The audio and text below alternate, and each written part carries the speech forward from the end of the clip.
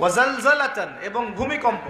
আর নবীজি বলছেন ভূমিকম্প না, নবীজি বলছেন যে বাইনা ইয়াদাইস সাআ, কিয়ামতের আগে আগে মুতানুন শাদীদ, মহামারী ছড়িয়ে পড়বে, বড় বড় মহামারী।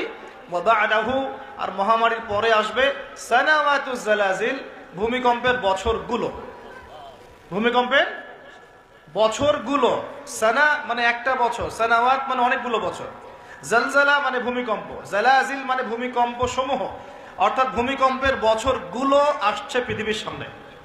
এই কয়েকটা প্রশ্ন মনের মধ্যে খুব দানা বাঁধছে যে কেন, যে পাপগুলোর কারণে এই জালজালা আসবে নবীজি বললেন।